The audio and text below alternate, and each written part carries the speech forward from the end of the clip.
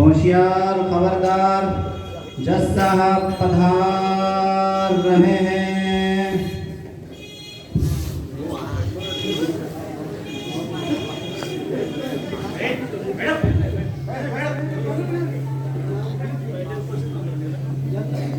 Thank you, please sit down.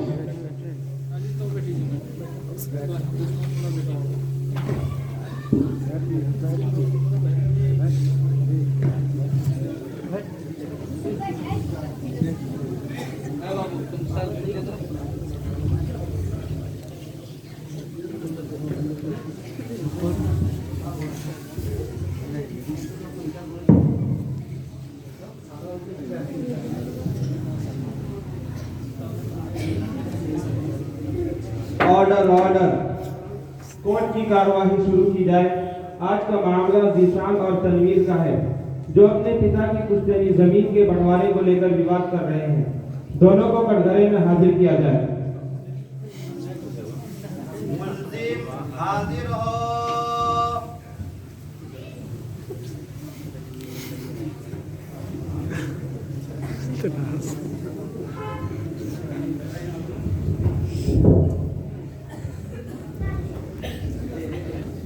Court की कार्यवाही शुरू की जाए।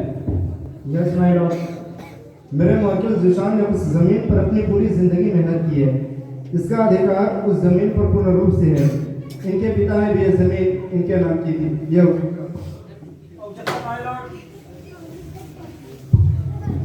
ऑब्जेक्शन माय लॉर्ड, ये पुश्तैनी जमीन है और मेरे मौकिल तनवीर का भी उतना ही हक है जितना कि जीशान का है। जीशान ने हमेशा अपने मंदिर के फायदे के लिए अपने भाई के हक को नजरअंदाज किया है।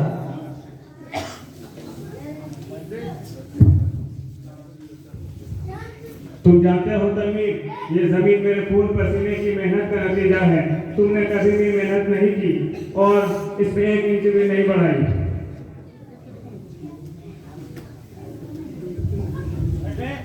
क्या तुम भूल गए जीशान, जब तुम्हारे बच्चे छोटे थे और तुम्हारे पास पैसा नहीं थे, तब मैंने अपनी जमीन गिरवी रखकर तुम्हारी मदद की थी। क्या तुम वही जमीन मुझसे छीनना चाहते हो? तुमने मदद की तो इसका मतलब क्या हो गया कि जमीन तुम्हारी हो गई? ये मेरी मेहनत का फल है, इसीलिए पिता ने जमीन मेरे नाम कर दिया और पिता को हक है कि वो अपनी जमीन खा पुश्तैनी हो उसे फरोख्त हिबा कर सकते हैं।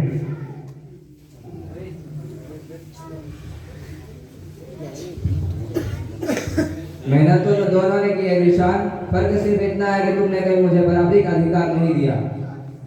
ऑर्डर ऑर्डर, क्या कोई गांव का गवाह है जो इनके पिता का करीबी दोस्त हो? गवाह हाजिर हो।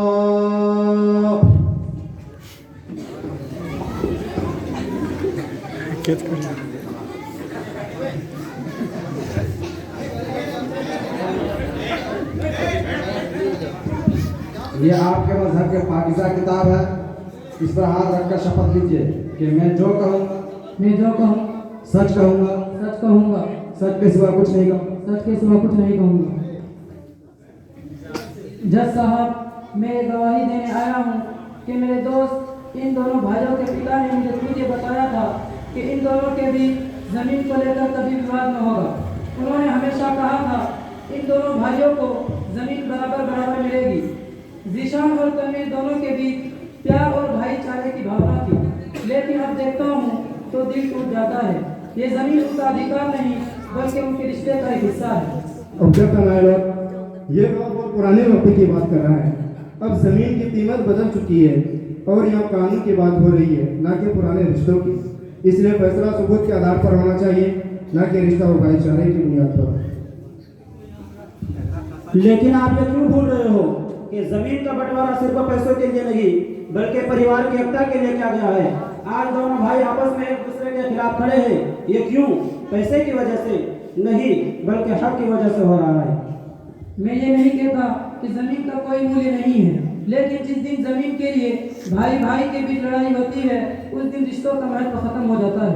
ऑर्डर ऑर्डर, मैंने इस मामले की गहराई से सुनवाई की है और दोनों फरीक के महान अधिवक्ता की दलीलें भी सुनी, जिससे यह स्पष्ट होता है कि जीशान को उनके पिता ने अपने जीवन काल में ही ये जमीन उनके नाम कर दिया है। लेकिन मेरा प्रश्न आपसे ये है कि क्या आपके धर्म में पिता का अपने बेटे बेटियों के साथ इस तरह भेदभाव करना सही है? नहीं जज साहब, मेरे धर्म में इस तरह करना सही नहीं है, बल्कि ऐसा करना बाल बच्चों के साथ नाइंसाफी और अन्याय है। तो क्या ये दोनों भाई आपसी विवाद आपस में सुलझाकर अन्याय खत्म करना चाहते हैं? दोनों से पूछकर बताइए।